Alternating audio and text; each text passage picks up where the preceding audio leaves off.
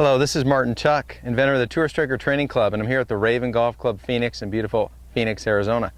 Today I want to talk about the solid strikes. You know, I get all kinds of questions, even from my last little tip about not grounding the golf club. And well, Martin, if you don't ground the golf club, how do you take that divot? I chunk the ball. Why do I chunk the ball? All those questions come up. So today I want to cover a few things with you today about how to have that crisp ball turf contact and what you have to have. So as you see, I'm a fan of drawing lines and using props. So I've got a white line on the ground. I'm going to hit a couple shots for you, and we'll talk about some of the things necessary to have a really good low point. One that we can count on that collects the golf ball and then touches the ground after impact.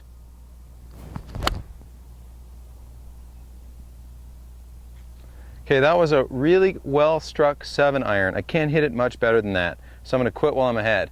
But the point is, I've got these balls on this white line, and you can see here from my divot that the bottom of my divot is a good 4 or 5 inches ahead of where the ball was. A friend of mine, Bobby Clampett, wrote a great book called Impact Zone, and he describes this very eloquently. I suggest you pick up that book, Impact Zone by Bobby Clampett.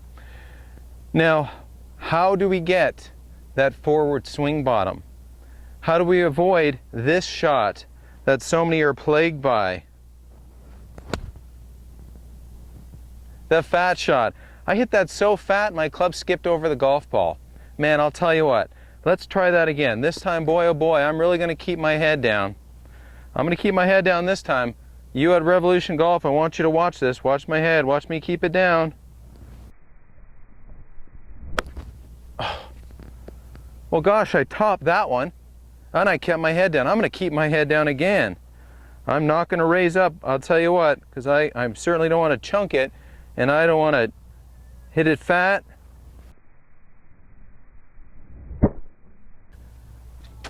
Rats. I tell you, the superintendent's not going to like me. But let's talk about these shots and what are the imperatives. You know, if I had a nickel for every time somebody said, I'm hitting it fat because I'm dipping. I dip my right shoulder, therefore I hit it fat. They couldn't be further from the truth. Good strikers always dip their right shoulder. I'll show you a slow motion here of a good solid strike if I can clean all the earth off this 7-iron right here. And my shoulder gets a lot closer to the golf ball. So watch my right shoulder and I'll play a slow-mo of it.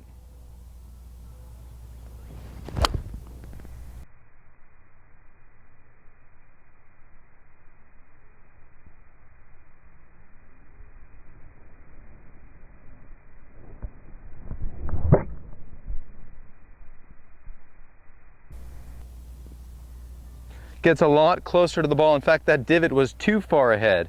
It was pro side thin as opposed to amateur or club golfer thin. Let's talk about that. Okay, what you see here is I've traded my 7-iron for a baseball bat, and I want to use this to illustrate a point to y'all that when you play baseball you do a lot of things correctly. And I've had a lot of students come to me and say, Martin, you know, I'm a terrible golfer because I played a lot of baseball. And I say, no, you're a terrible golfer because you don't play golf like you played baseball. And I'll explain it to you. When you go to hit a baseball and pitcher throws you the heater, look what's going on. Everything you do, there's rotation, and we don't flip this bat past our hands, okay? And take note of what our right shoulder is doing here. If I'm waiting on this pitcher to throw me the heater here, and I rotate, my right shoulder is getting a lot closer to hopefully hitting this baseball successfully.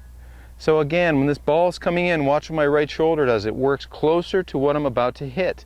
So just like in golf, effective golfers, now this is a little too short to hit, but you can see my point here, as poor play is this way, where the club, or in this case the baseball bat, waves about the hands. Good players let their trailing shoulder get a lot closer to the ball, and they sustain and they transport these angles. They transport a bent right wrist. They transport a bent right elbow. Now, I don't tell you to hold these angles. That's not what I'm saying here. I don't want you to hold them. I want you to transport them so that it shoots out in the correct place so you can hit the golf ball and then take a divot. Because in baseball, you're not holding the bat unless it's a check swing. You're swinging away. And somewhere in here, guess what? You'd have that great alignment that all good batters, and by the way, all good golfers have. So what are the prerequisites to that? Well, one is our weight has to be left. And my other tips, I've talked about stepping on the water bottle to create that crunchy sound. I've talked about my hips going left. Have you ever seen a good batter going this way? Never. They all have a motion where they set before they rotate. And I want you to have a set before you rotate. Very, very important that our weight is left and we can transport our angles to strike down. It's critical to playing great golf. I've got a little balance board in here, so let me show you how this works. The balance board, and you can hear this click. A lot of bad golf is played back here. A lot of really good golf is played up here.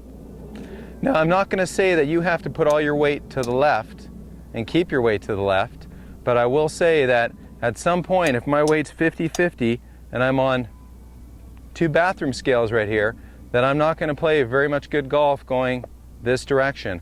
I've got to learn at some point in my swing to let the weight go to the left before I rotate. Very, very critical. Let's hit a little shot here. When you come down and see me at the Tour Striker Golf Academy, we always start off in this little sequence with a Tour Striker, weight left, keeping it left,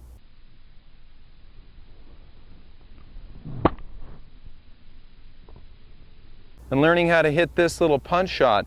And guess what? We had ball, turf, contact. So very, very vital on how to strike the golf ball successfully. We have to get our weight left.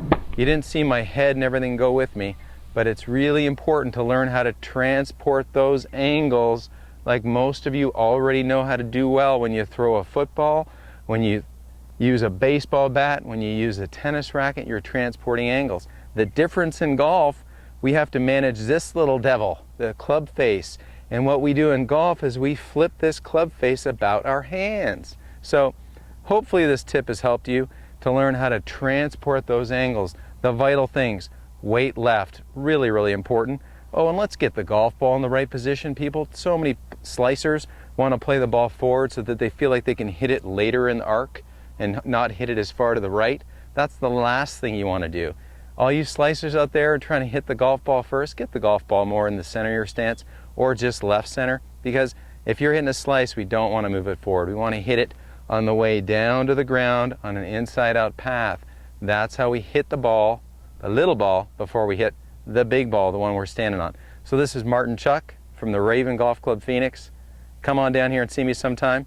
For Revolution Golf, I want you to post your comments and questions below. Get to as many as I can. Thank you.